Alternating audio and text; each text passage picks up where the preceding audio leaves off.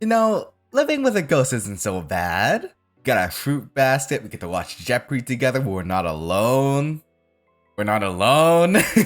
My life in the hospital continues to improve over the next couple of weeks. Aunt Claire drops in almost every day, bringing books and snacks and updates about her search for a place to rent. She's not here. Aya usually is. And we always find some way to amuse ourselves. As long as there aren't any doctors or nurses around to wonder who I'm talking to. The last thing I need is to get transferred from the burn ward straight to the psych ward. I'm still in a lot of pain most of the time, but it's gradually getting a little more bearable. I even start to hobble a few steps around the room on crutches, which makes Aya clap and practically jump for joy. Aw, that's so sweet. Our success is her success. I like that. Can't wait for me to be able to get around better so that I can join her for some exploring. Of course, no amount of entertainment and affection from my loving guardian and ghostly companion could erase all the scars of the past. And it's not long before I'm forced to face that past again. Hello? Zachary? You have another visitor. Huh? Other than Aunt Claire, no one comes to visit me. Except Aya, of course. And she's already here. Interesting! So who the heck decided to visit us? I feel a little bit out of place now. I don't like it. Not to mention that the nurse can't see her. In the moments before the new arrival enters, my field of vision, my mind races through possibilities of who it might be. Maybe someone who knew my parents? Or even their lawyer? Here to talk to me about their will? A hard-faced woman in a long coat who's soon making herself comfortable in the chair next to the bed doesn't look familiar at all. Okay, in that case, who the hell are you? Doesn't even look like someone who's here to help me. She looks stern and serious. Like a librarian who's about to lecture me for making too much noise. Hovering quietly by my side, Aya eyes her with suspicion. Hi, Zachary. Hi. How are you doing today? Confused. If that's the best word I could use, that's the word I'm using. Answer politely, answer honestly. We'll play nice into otherwise. I'm doing alright. Considering the circumstances, anyway. How are you? I'm fine, thank you. Stranger pauses. And in the long silence before she speaks again, ticking of the clock on the wall sounds almost deafening. Finally, she clasps her hands and leans towards me.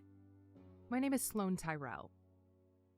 I'm still confused. Telling me her name doesn't help anything. I'm a detective. I'm here to ask you a few questions about what you remember from the night of the fire. A detective?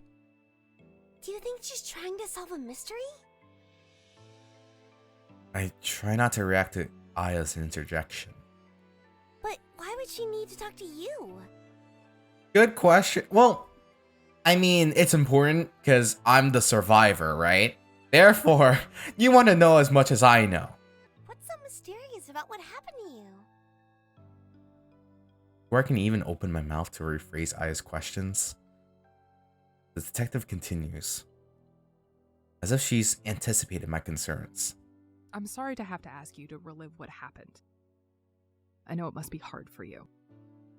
But it's standard procedure in cases like this to investigate what might have caused the fire.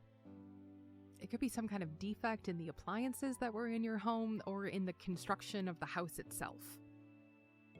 So, does that mean I'm getting compensated for this? Because if so, that does help, I guess. For the obvious reason, that, my parents are gone, I don't think I'm doing okay other than having my ghost friend here. If we can figure it out, it might help us save people in the future. So if you can remember anything that might help, I would really appreciate it. It's standard procedure to bother injured orphans in the hospital. I don't even want to know what this lady would consider non-standard.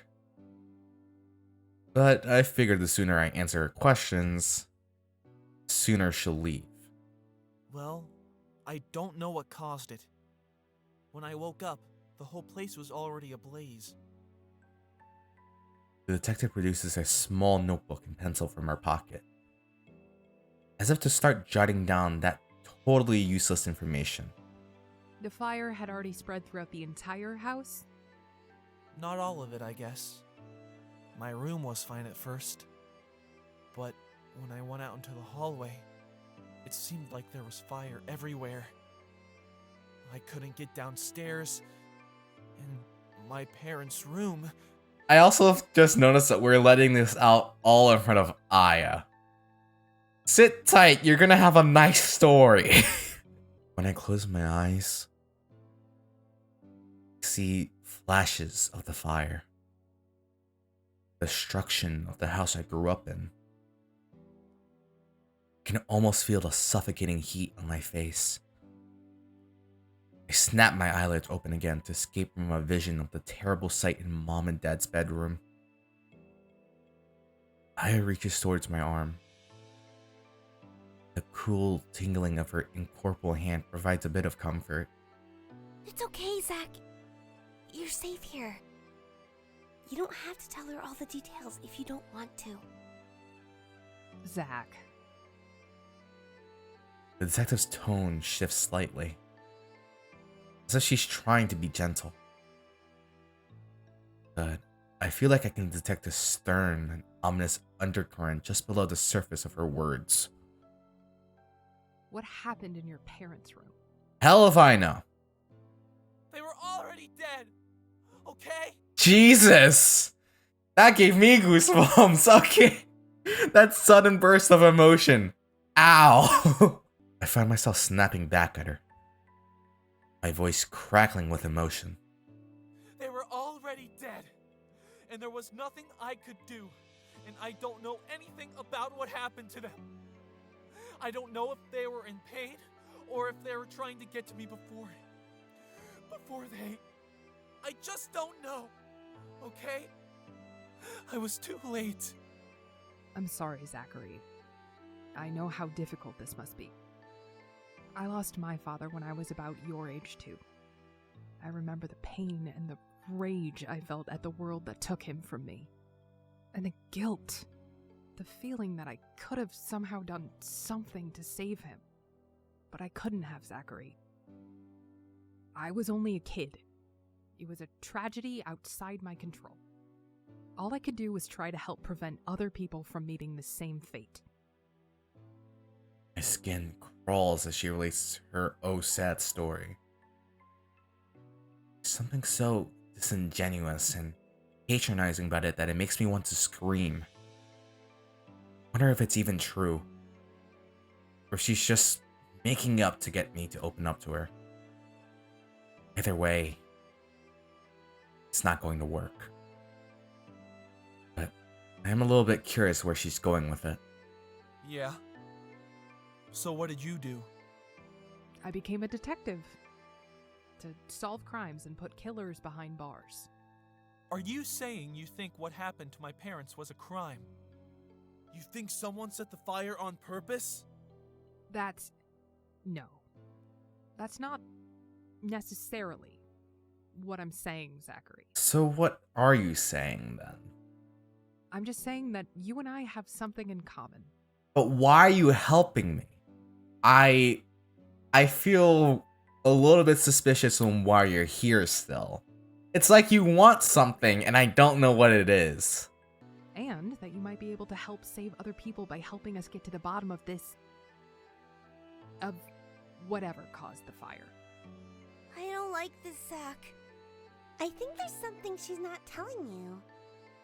Yeah, that's what I'm thinking as well. If she thinks someone might have murdered your parents, then you couldn't be a suspect in the crime, could you? You're innocent. I won't ask you to relive any more of the details right now if it's too upsetting for you. But if there's anything else you remember, anything that was out of the ordinary about the fire or about what happened in the days leading up to it, it's really important that you tell me. You don't have to tell her anything you don't want to, Zach. I'm worried. Refuse to say anything more or try to think of something that might help. Okay. This is tough. Because she's very much so digging into it, but at the same time, I also want to know what happened. I think, regretfully, I'm going to go with try to think of something that might help. As uncomfortable as I am about all this, something came to mind just now that might be important. Now that I think about it, there was something kind of weird that happened a few days before the fire. The detective nods.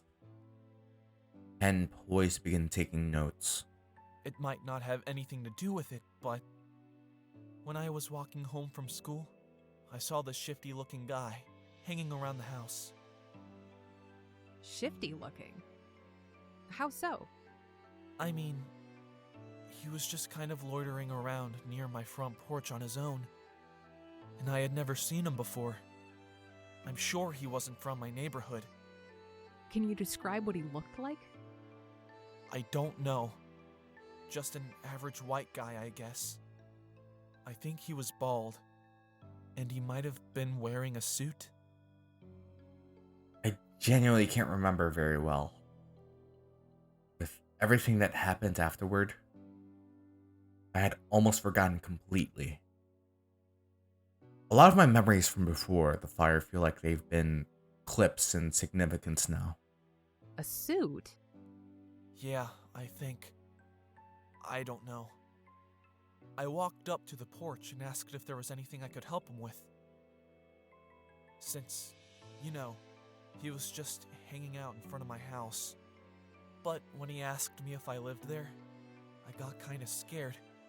He had this really intimidating glare. So I told him no, that I lived down the street. And I walked away and went to the library for a while. Did you ever see him again? No. He was gone when I went back later. Interesting. So we do have a potential suspect, but nothing conclusive, nothing to be sure about.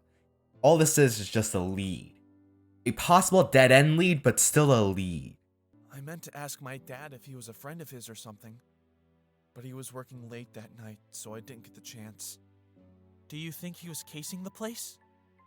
Maybe he was trying to rob us and started the fire somehow by accident? It's a possibility that I'll look into. Thank you for telling me. The detective stands up and puts her notebook and pen back in her pocket. I can see that you need time to rest. But if there's anything else you remember... She leans forward and holds out a business card. Ooh, let me take a look at that. Yeah, sure. I want to see what it says. Maybe she's not even a real detective. I don't feel like putting in the effort to lift one of my sore arms to take the card from her. So I just lie still as Aya floats across the bed to examine it. The detective's head snaps up. He squints in Aya's direction. I guess it looks legit. Hand holding the card seems to tremble for a moment. Then the detective moves as if to shake herself out of a distraction. Places the card down on the small nightstand beside me. You'd think that for all the funding this hospital gets, they could heat these private rooms better.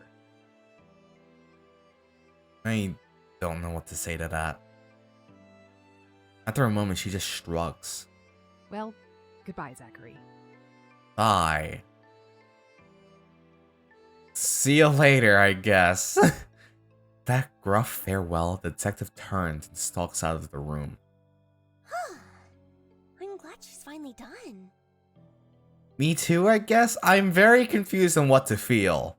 That has not changed. Aya twirls around to face me. What do you want to do now, Zach? You're getting pretty good with those crutches. Want to go for a walk? Maybe later. I'm really tired right now. That conversation with the detective sapped me of all my energy. Oh, okay.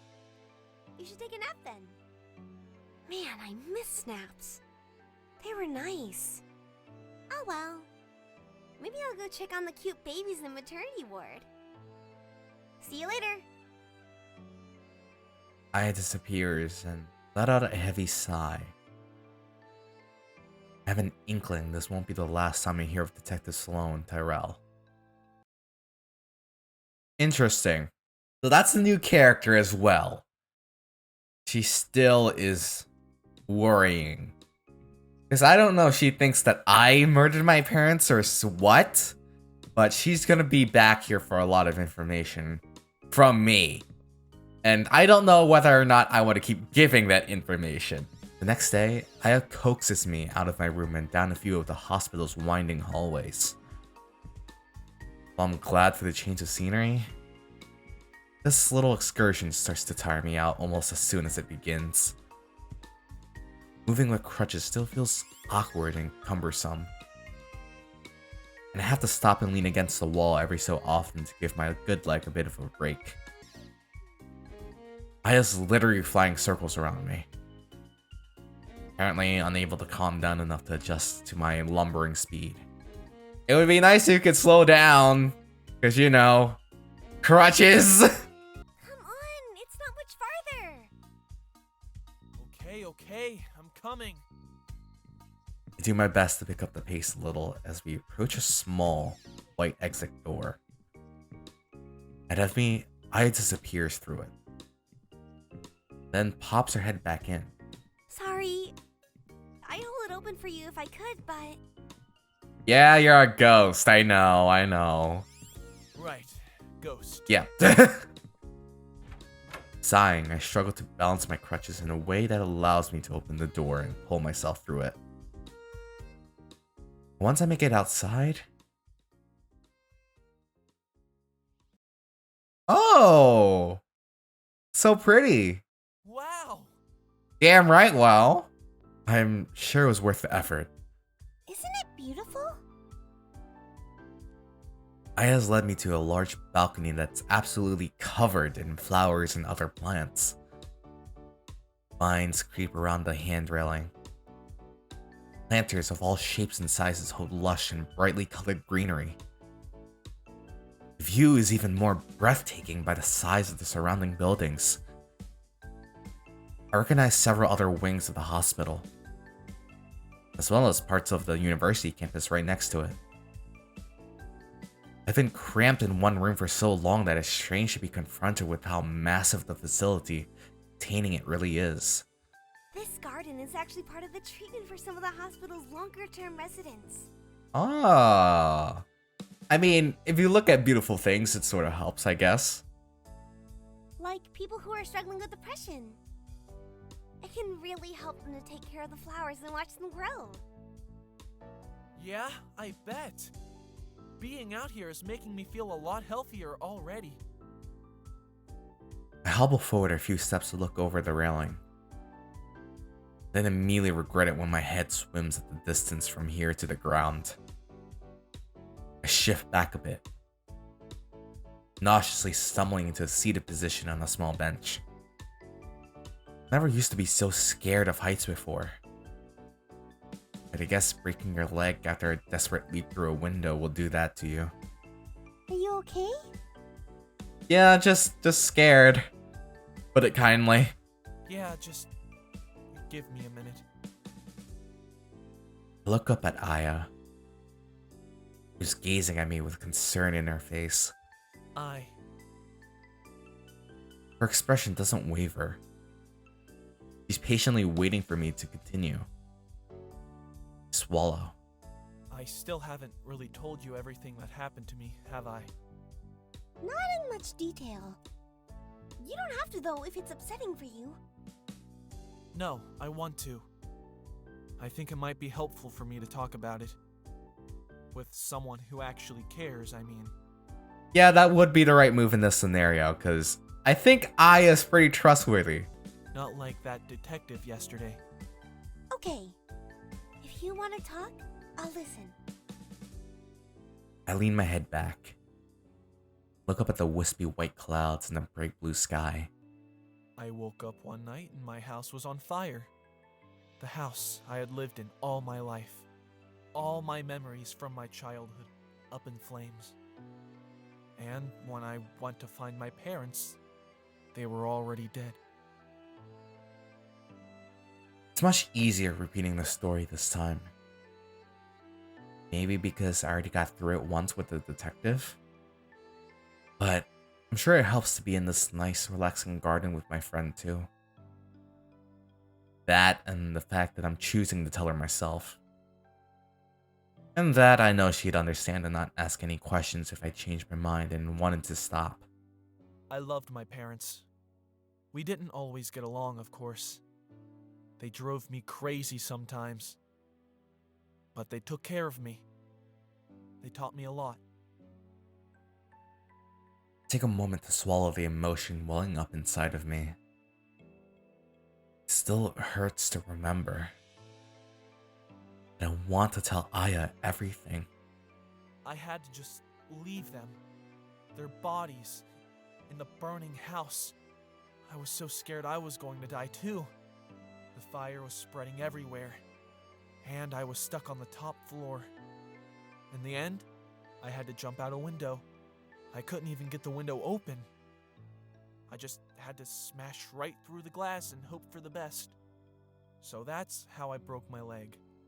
And got all those terrible cuts I had when you first saw me. But hey, I made it out alive. I find myself smiling at the conclusion of the tale. Like a weight has been lifted off my shoulders to have told someone about it. Wow, Zach! I didn't know you were so brave. Jumping out of a top floor window that wasn't even open? I don't know if I could ever do something that scary. Sure you could. You can fly and walk through walls, remember? Aya giggles. Oh yeah. I guess I was thinking about when I was alive. Do you remember much about back then? Nah, not really. It's just... I know I was a normal person like you once. I have this vague sense of it. I know I wasn't always like this. It used to make me sad that I couldn't really remember. It doesn't make you sad anymore? Nope. Aya gives me a cheerful grin. I got new memories now. Some really incredible ones too. Like the old woman who showed me this garden. Someone showed you? Yeah. I mean, not directly. She couldn't see me or hear me like you can. But I followed her and saw her watering the flowers almost every day. She was a patient here? Aya nods. She had cancer. She was in and out of the hospital for a long time. Sometimes it got better. Other times it got worse. But no matter how bad it was, she always tried to water the flowers when she was here. She loved flowers. You'd think that someone suffering like that would be sad all the time, and sometimes she was. But she still had so much joy in her. I got to know her a lot. Hanging around her room. Her name was Liz, and she was a retired teacher. Her partner visited her constantly, and they used to make each other laugh so much about silly little things. So adorable. And she talked so fondly about everything they had done together when they were younger. All the things she was grateful to have seen and experienced. I don't think she had any regrets. She sounds like a nice lady. Reminds me of my grandmother a little bit. The one who liked Jeopardy? Yeah. She was cracking jokes right up until the end. Did she die too? Eventually, yeah. Okay, yeah, I thought so. I was there, actually. A part of me wondered if she'd come back as a ghost. If the moment the heart monitor flatlined, her soul would drift out of her body and she'd be just like me. I would have had so much to talk to her about. But no dice. She was just gone. Which makes your scenario even more of a mystery. Because she would be in the afterlife, I assume, but you remain here. There's a lot of questions I have still, but we'll get to that when we can. I hope to know more of your story, I really do. I almost want to tell Aya I'm sorry. Except for how much it annoys me when people say that to me. Have you ever seen another ghost before? Nope, just me. You'd think another one would pop up once in a while in a place like this, right? But nothing yet. I wonder what's different about me and the other people. Shrug. Maybe you came back for a reason. Like you have a mission or something. That idea perks Aya right back up. Yeah! And my mission is She contemplates for a moment. to solve all the mysteries of this hospital. That's a big mystery. Good luck on that, but I want the mystery to be a little smaller. Starting with that weird flower over there. Okay. What's it steal? I don't know. Look at you funny. I got nothing. I've never seen one like that before. I turn toward the corner of the balcony where she's pointing. Huh. That one does look kind of weird. Is it the result of a mad scientist experiment? Or simply a freak of nature? Find out next time on Aya's Amazing Adventures. Her usually happy mood restored. Aya and I goof around a bit more in the garden before heading back to my room. What she said really got me thinking though. Why is she the only ghost either of us has ever seen? My idea that she's here for a reason be true? If so, what reason is that? I don't know. I don't have any idea on why she's here, why she's a ghost, or any of the goddamn above. Hi, Aunt Claire. I'll tell you what happened later. But I think this is a good place to end it. Thank you very much for watching. Leave a like, comment, subscribe, all that jibba jabba. My kings, my queens, and my royals, and I. See you soon. So hi, Aunt Claire. I didn't tell you about yesterday. There was a detective that just barged in here, asked me questions. I had to reveal what the heck happened.